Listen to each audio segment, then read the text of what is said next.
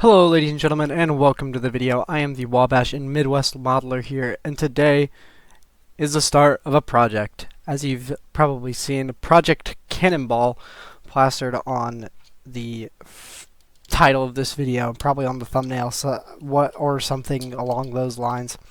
But what is it all about? Well, I'm glad you asked. Let's get into a little bit of backstory here. This year, small town I used to live in had their town fair, town festival, whatever you want to call it, and this one is called the Wabash Festival, which pertains to the Wabash Railroad. Because back in ye old days, the Wabash Railroad ran through the town, and they were a big train town with a yard in there, multiple hotels, things like that, and now it is just a really small town. When the Wabash went out of business, and now the TP&W just runs through there and services one grain elevator. But since the Wabash Railroad was such a big part of the town, they have their Wabash Festival. They run a little Wabash kids ride locomotive around a caboose, and they have a museum, as you see here on the map, as well as a turntable also, which is pretty neat. But this year, I got to go out there, volunteered to drive the wee little Wabash locomotive, and got permission to drive my own Wabash locomotive with Wabash rolling stock on their layout of the town in the 1920s, when the Wabash was pretty contributional to the town. And I got an invitation to come back next year and run a train all day long on that layout. So, that brings us to the Cannonball project. Now, I could take my F unit and just get some more freight cars for it, maybe get some Bluebird passenger cars for it as well, if I really wanted to run a passenger train. But Bluebird passenger cars are like $300 a piece, and I'm not rich, so that's not an option. And also, diesel engines weren't really a thing then. Their model is based off the 1920s, like I said, when the Wabash Railroad was more contributional to the town. So we got to get some steam power out there. And why not remake the Cannonball?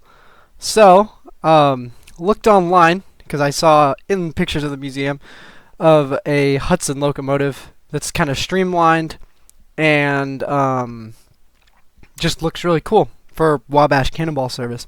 So why not just buy one of those and just call it a day and get some Pullman passenger cars?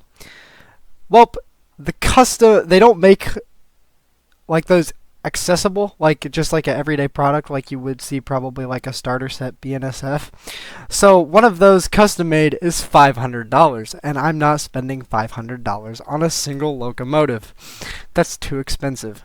So we're gonna remake it using this New York Central Hudson locomotive 464 locomotive, and we're going to take it out there for next year and run it all day long, as well as an F unit with some freight cars, because I want to be able to run more than one train out there, because that'd be fun, and I also don't want to overwork a train. So without further ado, let's get into the project. Alright, and here is the Hudson locomotive I bought, the New York Central Hudson locomotive. So we're just going to get it out of the box here. So significantly cheaper than the $500 price tag of the ready-to-go Hudson. But it did come with a broken coupler here, as you'll see me display right there. Yeah, not preferable, but we can just glue that back on, screw it back on if we are able. So let's get it out of the box and on some track here. Very big locomotive. Biggest locomotive I have now in the collection, but it runs great on the pieces of track that aren't just total pieces of garbage. But here are the Wabash Pullman coaches I bought. I did buy ready-to-go Pullman coaches, as I don't want to have to custom make Wabash Pullman coaches, even though they would be pretty easy to make, but nonetheless, still didn't want to mess with those, just focus on the locomotive. So I'm going to take it out of the box here and test it on some track, as I believe the track is a bit wider than starter, the turn radius is a bit bigger than starter track, but we still want to test just in case. So let's get it on the track here and push it around the corner.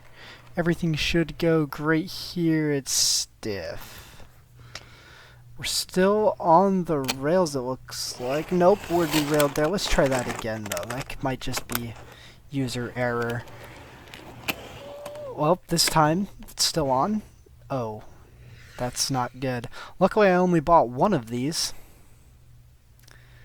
Oh, you got to be kidding me.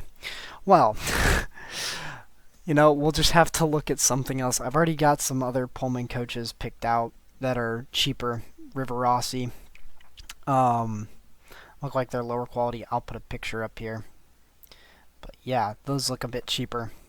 And like they'd take the turn radius. But let's get back to this locomotive. And here we are, back with the locomotive. We're going to start off by cleaning the pickups on the tender and also the drive wheels, because I don't know if those pick up on the track. But just using some mineral spirits and just rotating the wheels and then wiping them off with the paper towel that's damp with the mineral spirits. I'm using mineral spirits because that's what I was told was good on the internet. I hope it's good. If not, let me know down in the comments below. But yeah, that's what I was told was good. So here we are now, getting the coupling put back onto the tender. And I thought I broke it here. I was messing with the coupling because I thought it looked weird. It was not weird. It was just because I am, not very too experienced with the newer couplings, as I'm used to those older ones that just kind of click in, not so much the fancy looking ones. So glued that down, got that glued on there, made sure everything was sticking pretty good, when a crucial realization hit me. There's nothing under that I have to get to. Freaking dang it. Oh, shoot.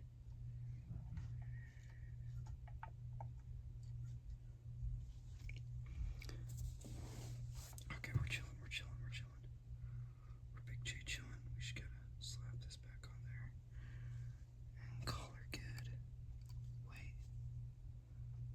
Is it? There's not. Okay. Yep, I forgot to check for anything important that I was maybe gluing over, but there wasn't anything too important. Nothing important, actually, that I was gluing over. We were still able to get everything apart if need be. But yeah, that brings us to the next segment of the video here. While editing the video, I let my brother listen to the video, see what his thoughts were, and he told me I should title the video something along the lines of wow, super awesome train ASMR. So, I'm not going to title the video that, but this is now the wow, super awesome train ASMR segment, I guess.